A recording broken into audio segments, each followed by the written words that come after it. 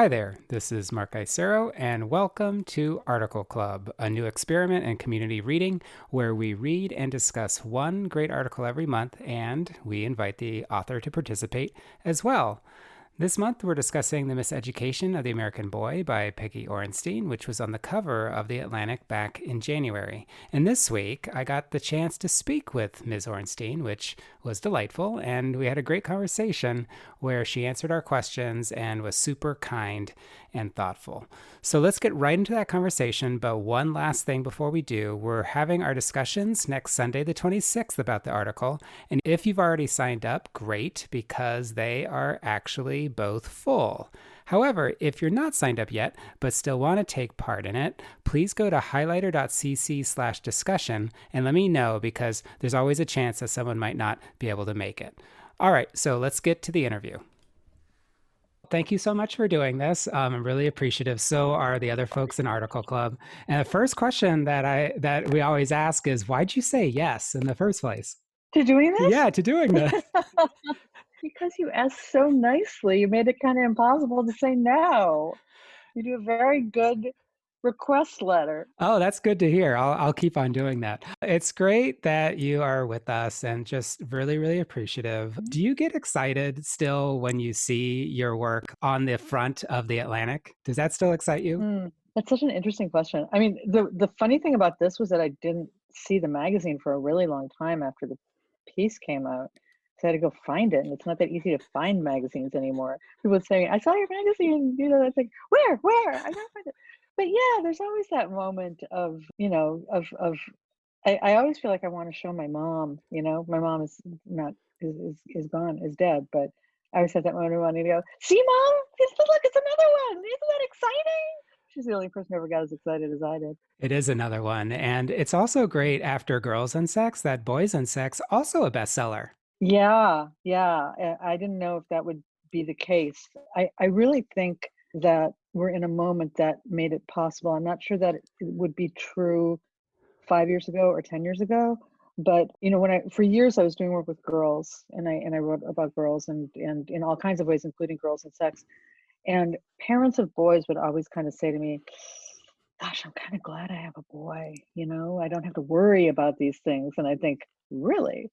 But I think that the combination of the Me Too movement and the discussions of consent on high school and college campuses have really sensitized parents and made them realize that in a lot of ways their jobs are harder and they have to raise good men. And what does that mean in these times? And what are the forces that push boys in another direction, possibly, whether on purpose or not, or just by default?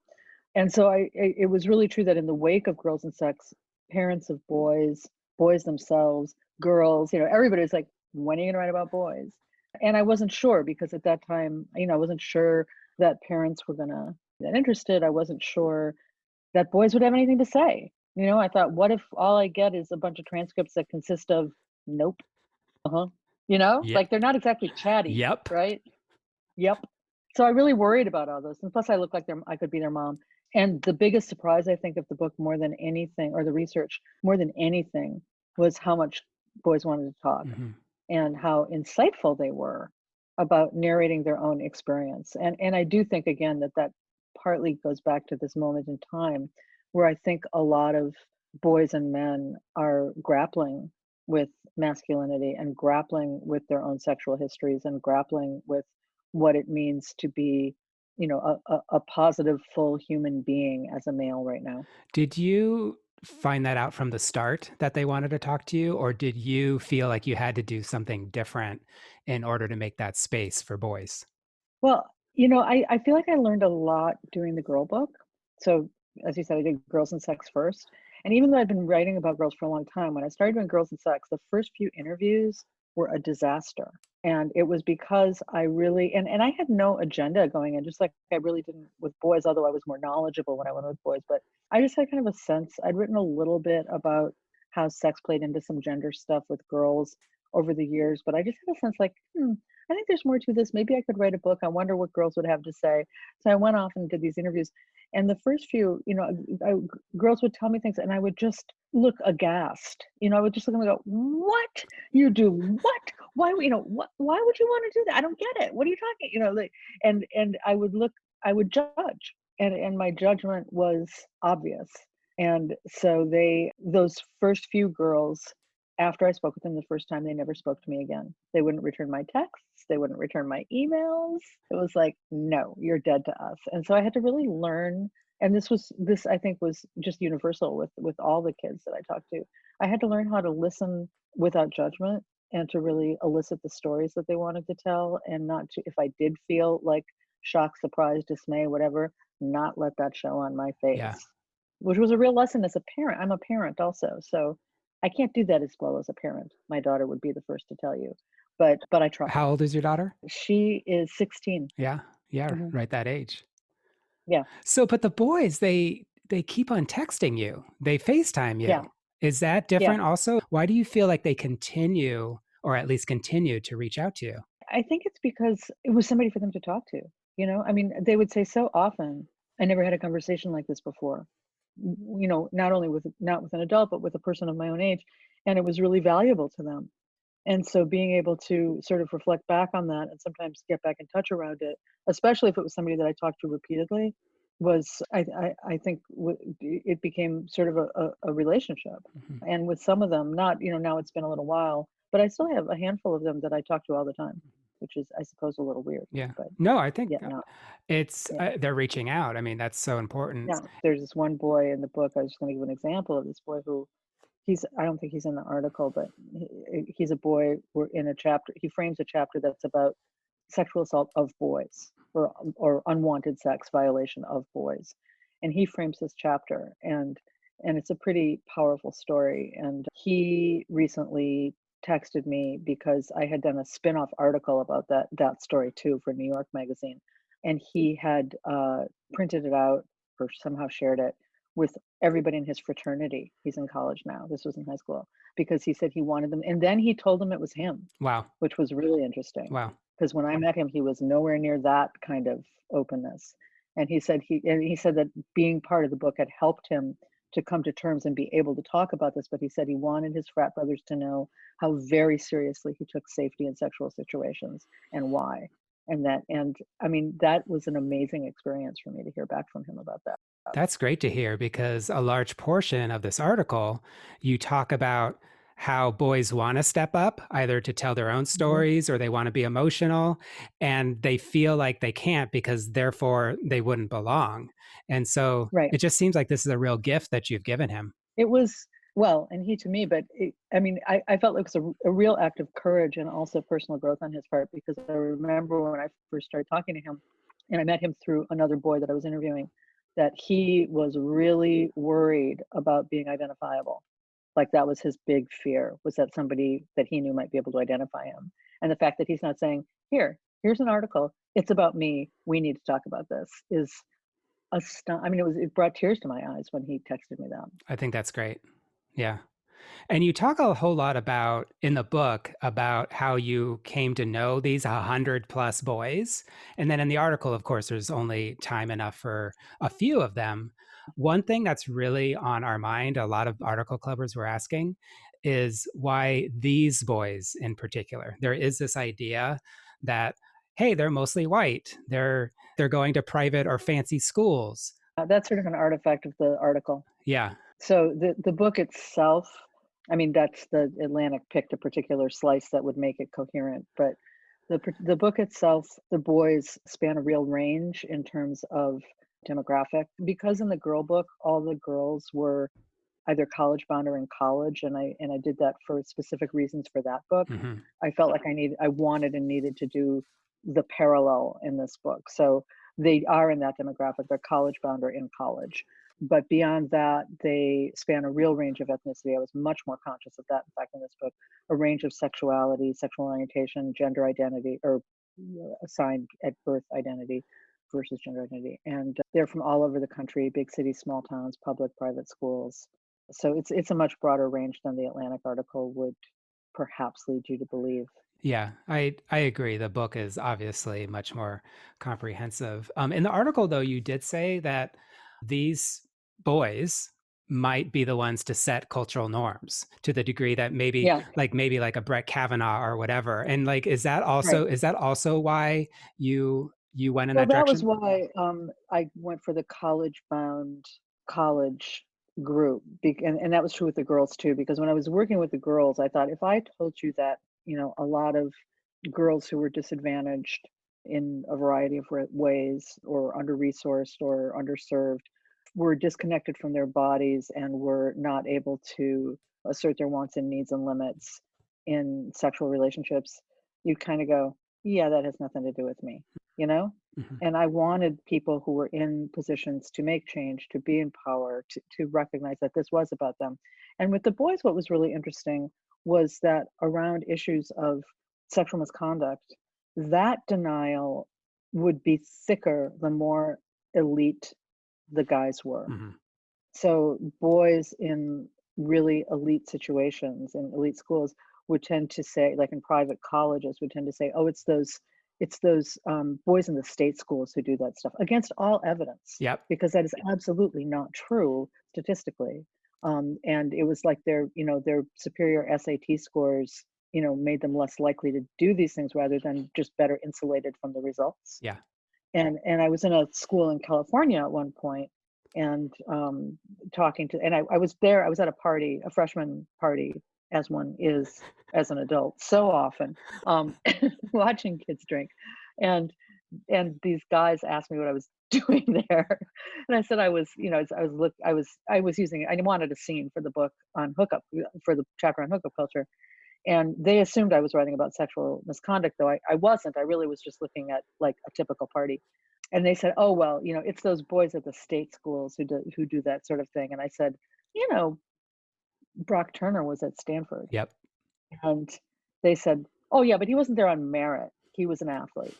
So it's like there's always a way to sort of push it away, push it away, push it away. And I think it's really important to see how that works in these elite contexts that allows those guys to find cover and continue to move forward and become Brett Kavanaugh. And that was also more of a public place where they may not have been as intimate with you and not as honest. Maybe it was a place where they had to be performative also, or they had to save face.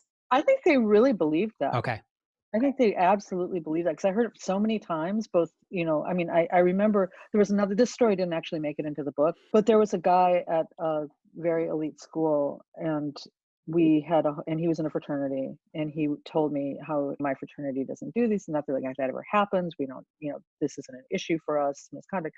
And then I happened to see him a couple weeks later, or a month later, I guess. A month later, we went out to a bar, and he said, "You're never going to guess what happened. 2 weeks after I talked to you, we had a party, and one of the brothers, who was really drunk, actually he hit a girl, and who he was mad at for insulting his masculinity in some way. Yep. And so they immediately kicked him out of the frat.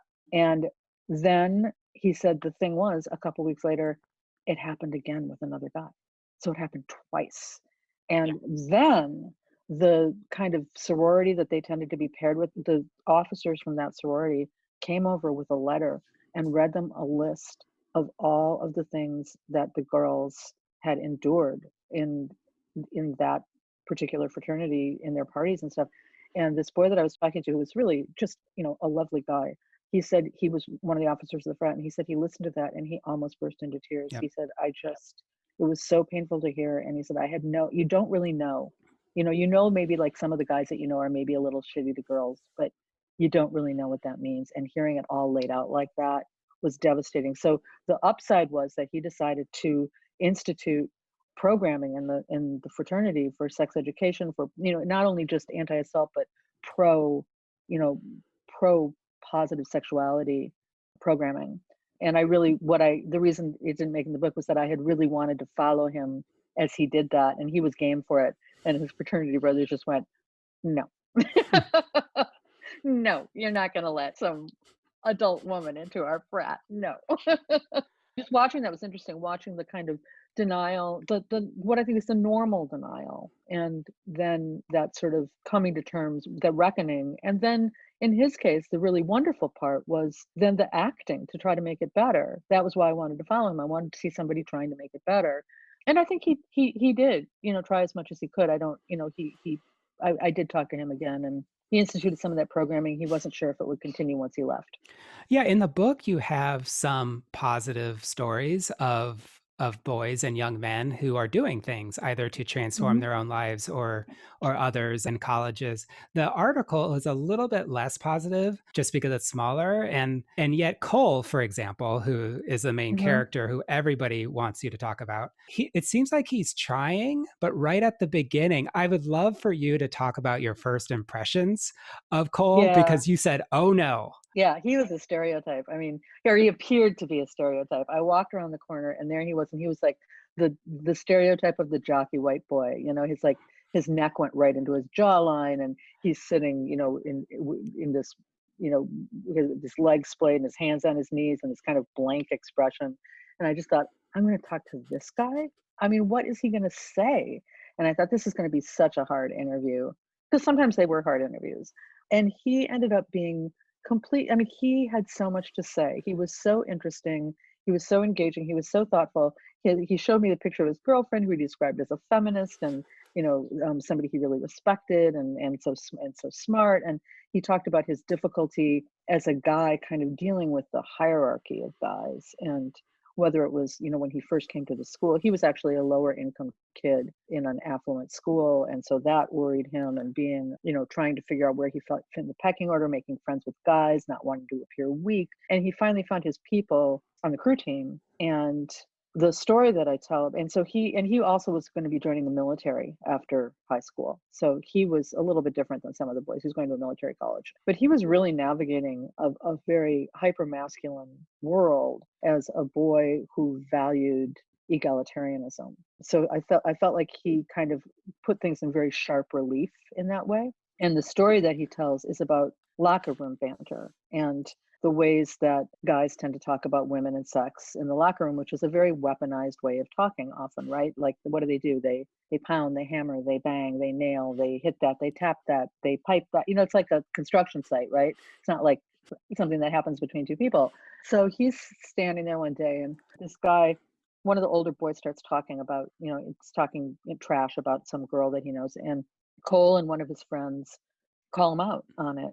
And the other boys make fun of them.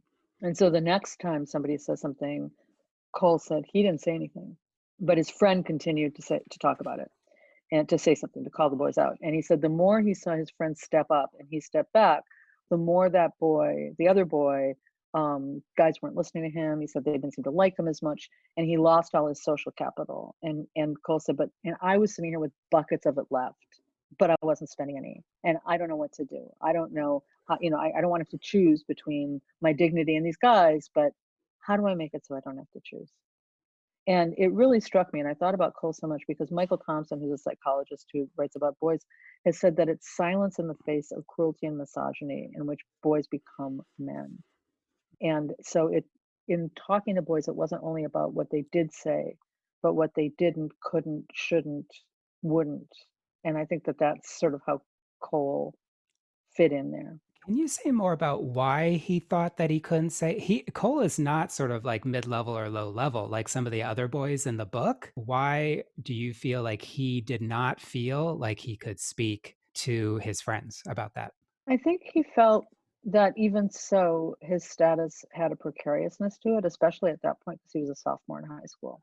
I think as he got older in high school, he tried to be more of a respectful example, but that I mean, a lot of boys feel this kind of teeter-totter. I recently was talking to a boy who came to a reading that I did, a young man, and he'd been a Division 1 basketball player, and he was really concerned about what he heard in the locker room. He said, I don't know what's real, what's not real. It seems to create a culture, though, that I just worry about how some of these guys actually act based on what they say, or what it might give other guys permission to feel they can do when they hear guys talking like this.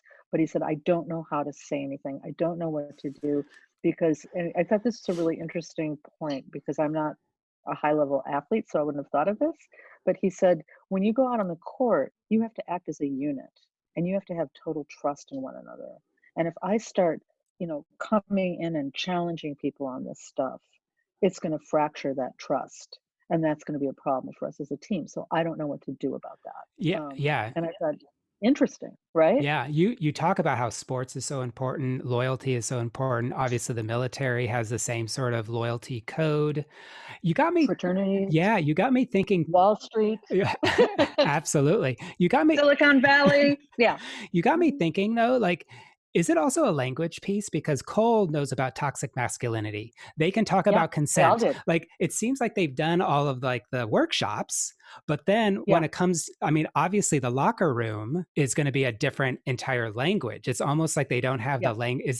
Do you think that that's accurate? Well, that's really interesting. I think we haven't given boys the support to figure out what to do in that situation. And one of the things that was interesting about sports to me was that, a lot of boys really loved sports and they had quit sports that they loved because they didn't like that culture. And so people who were really good at something or who played for the love of it were being locked out because they just didn't want to, be part of that. And the most extreme end, there was a boy who had gone to, I can't remember if this is in the article or not, but the team that he was on was really the boys talked horribly about women, they talked horribly about gay people, and the coaches did too. And it was at a super liberal arts college, and he was so offended by it. He had been recruited to that school, and he was so offended that he transferred. Hmm. um, because if he had just dropped off the team, the school was so small that he didn't feel that he could escape the kind of social pressures that would come with that.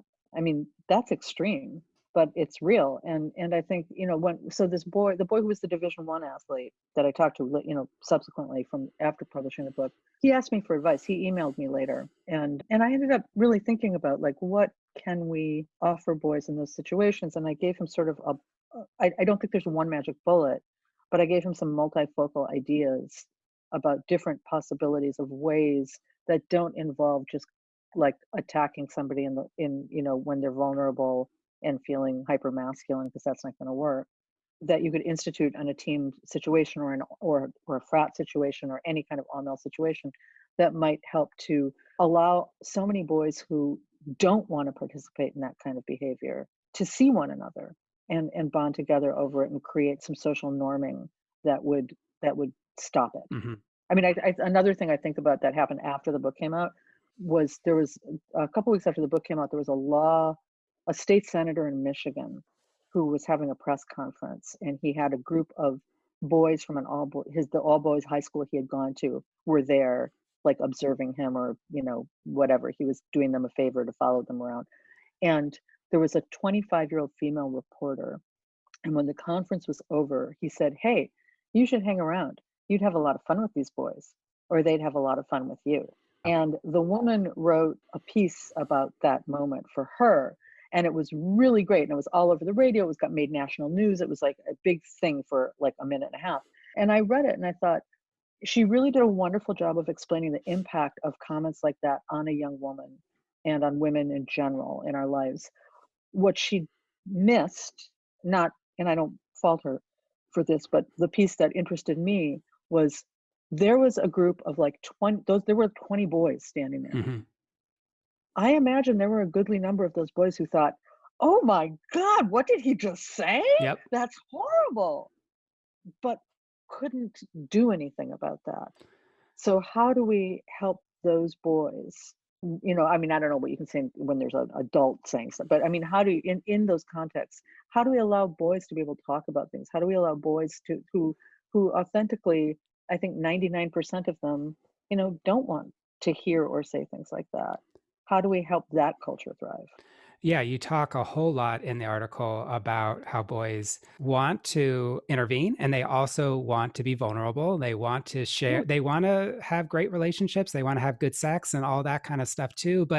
And there are also adolescents who want to belong and don't want to defy the peer group and don't want to disrupt. I mean, it's all true. Yeah, and the word that I really was thinking a whole lot about is this word of hilariousness or being Mm. hilarious. And that's like another format I feel of like trying to keep things silent. Is that Yeah. what you noticed as well? Is that because it's like they want to be vulnerable, but it's actually easier emotionally to just to call everything Yeah. hilarious. Yeah, yeah, yeah, and I mean, I another thing that I was just thinking about that so much has happened since I wrote the book. I was talking to a group of 15 and 16-year-old boys, and one of them was saying, "I wanna have those kinds of conversations that you talk about, but I'm afraid that if I do, even if guys are accepting in the moment, that later on they'll turn around and use it as a weapon against me." And so it does become easier to use hilarious. I became really interested in, there's certain words that would just catch my attention, and I hear them over and over. And it's a way that it's a way to deflect, right? It's if something is, if you think it's icky or it's unethical or it's sexist or misogynist or humiliating or degrading, you're always safe if you say it's hilarious. Nobody's ever going to make fun of you. Nobody ever is going to call you, an epithet. Nobody's ever going to question your masculinity. You can always go to hilarious, but it is a way to separate heads and hearts. It's another way that subverts compassion and empathy in boys. And what I really noticed was how often that's the first offense in some of the high profile rape cases that we've Hmm. seen, especially among high schoolers, like the Steubenville case. What they said was, there's a video that you can look at YouTube where one of the boys is saying, "Rape's not funny, it's hilarious." Hmm. Or the rape of Daisy Coleman and Audrey Pott. Both times it was, "Well, we thought we were just being funny." So there's a way, and the reason that that's the case is that what I got a little wonky about this, and there was this study that talked about how for something that's morally offensive to be funny, we have to find it harmless, Right. simultaneously offensive and harmless. So like a dead baby joke, right? You think it's offensive and harmless unless I started telling you all about how, the parents really wanted the baby and the baby's birth and how happy they were. I mean, I can barely even say that, right? And Hmm. then if I cracked a dead baby joke, that would be really inappropriate. Hmm. So similarly, when guys talk about, like rape jokes or other kinds of humor like that, it has to that you have to disidentify with the subject, and you have to see that thing as harmless. Right. And so when you're talking about thinking rape, saying rape is hilarious, that's very concerning. And it's particularly concerning for bystanders because if something's hilarious, you don't have to step in. It's no problem. But you would say to at least talk about it all the time, especially if you're in a parent or an adult role. I think it was your friend or somebody that you knew who, whenever there's some sort of bad or misogynist music that comes onto the Oh yeah. radio, is that is that sort of like your stance? Because at the end of the book, you're saying that like sex ed classes are just not going to do it. Well, I wish they could. I mean, if they were good, but we don't have them, and we have, this. It's not one talk, obviously. It's a whole lot of interconnected subjects, and the trouble is that as adults, we have so abdicated responsibility for having discussions about sex, discussions about relationships, discussions about love, discussions about gender. Where we've left it with sex is basically that porn becomes the default sex educator Right. for a generation of both young men and young women. And I don't think that's really the best place to be getting your sex education. So that's pretty much what's happening. And I do think there's always opportunities to have these conversations, to have them in little ways and have them in big ways, whether it's and it, I can't give you a script because, your child is it could be 4, they could be 14, they could be, who knows, but what I did offer was sort of a template of the types of conversations that we need to have with young people, and sometimes, it's not a parent, sometimes it's somebody who's an uncle or somebody who's a friend of the family, or so, there's a lot of opportunities to engage with kids on these subjects. And a lot of people who should be engaging with kids on these subjects should be like, if you were going to be, I often liken it to table manners, right? Like if that if I sat you down and said, "Okay, Mark, my son, here is a knife and a fork. This is how you use them. You put your napkin in your lap, say, please pass the peas, excuse me when you get up. Okay, you're done. Go forth and be polite." That's it. That's not going to happen. And we know, like you have to tell your kid 370,562 times to say thank you before they do it on their own, right? So why do we think, I mean, I would argue that, sex and relationships are at least as important as table manners to our greater well-being. So to think that we can have one conversation or no conversations is really folly. And we just have to get it together. Even though I know that for most people, their parents didn't talk to them. And so it's just like a deep history of not having conversation.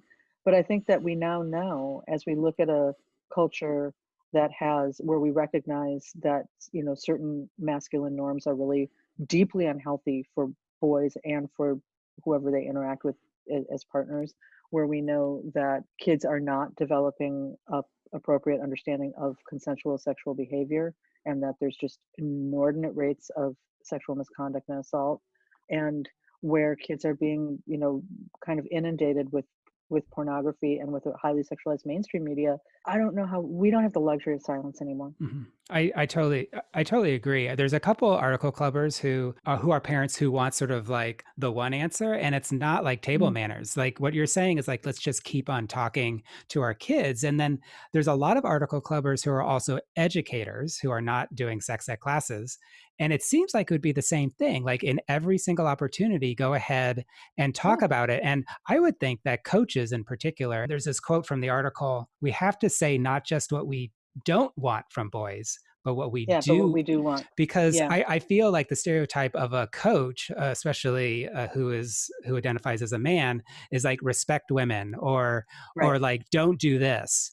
And right. you're saying do actually the opposite is like talk about it a lot. Yeah, and I mean, yeah, the respect women thing, that's what most boys get told, and as one guy, this is kind of related to the table manners piece, he said, telling a guy to respect women is like telling somebody, "Don't run over any little old ladies," and then handing them the car keys. I mean, you never think you're gonna run over any little old ladies, but you still don't know how to drive. Right. You know? So, one thing I can say to article clubbers who are parents or have boys in their lives that they personally are talking to is that at my website, which is my name, PeggyOrenstein.com, there's a list of resources for all these topics that are covered in boys and sex and girls and sex and beyond for things that would be useful in terms of trying to put together your own script based on your child's age, stage, gender, et cetera, et cetera.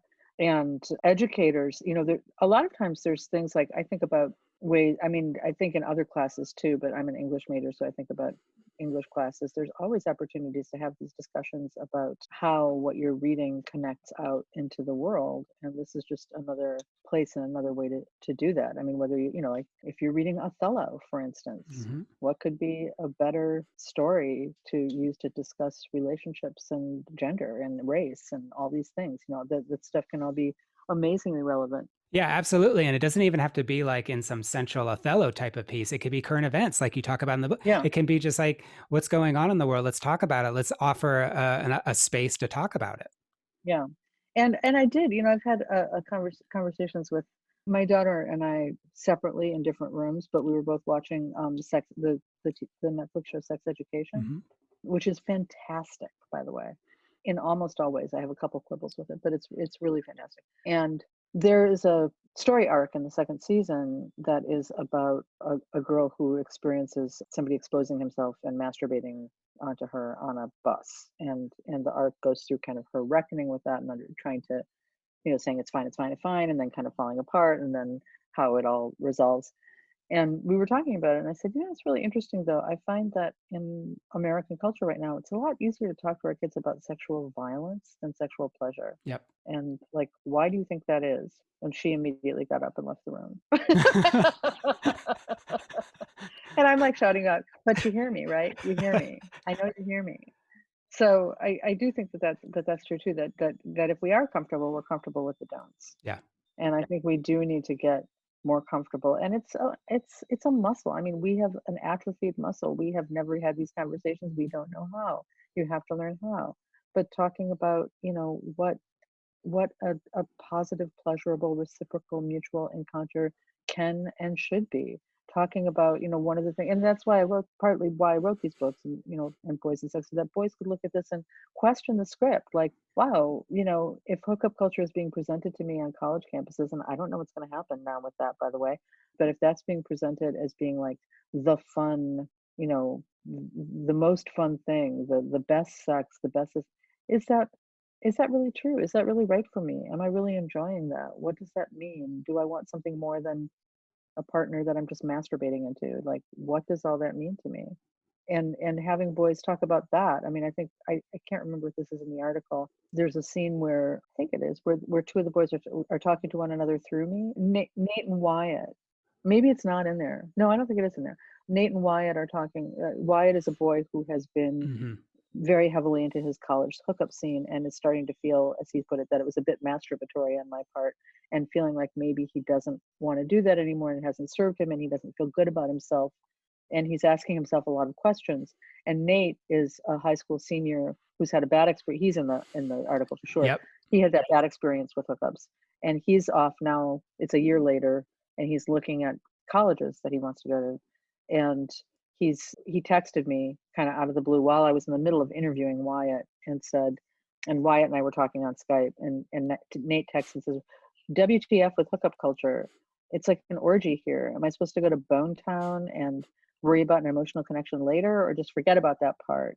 What do I do?" And so I asked Wyatt, who I was talking to on Skype, and he said, and they ended up having this incredible conversation through me about personal authenticity and resisting the script, and who looking at yourself as a human being. And I know that it meant a lot to me. So and then Nate said, "Thank you, this is what I needed to hear," and he sent me a little heart emoji. And I know that it made a big impact on him, because I stay in touch with him, and he's just finished his sophomore year of college, and that made a difference to have that conversation to him going in.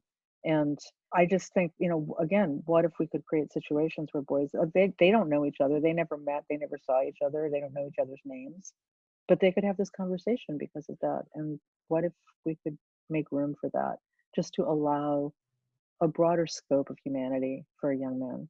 I totally agree. There is hope, and it's really great that you share what the opportunities for hope are. And it's really great to be able to hear that story as well. So thank you. Yeah, I love that story. I love those boys. I want to thank you so much for all of your time. Great. Thank Thank you you. again for doing this. Thank you for the article. Thank you for the books. I've also read Girls and Sex, and it's just Ah, wonderful to meet you and be able to talk thank to you. you. Thank you. Well, good luck, and thank you for this. It was really fun.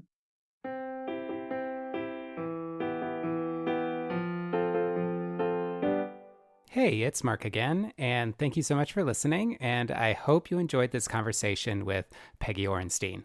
If you did, you can sign up for Article Club at articleclub.org, or you can subscribe to The Highlighter, my free weekly newsletter where all these great articles come from. All you need to do is to go to highlighter.cc/subscribe. Once again, I want to thank you for listening, and have a great week.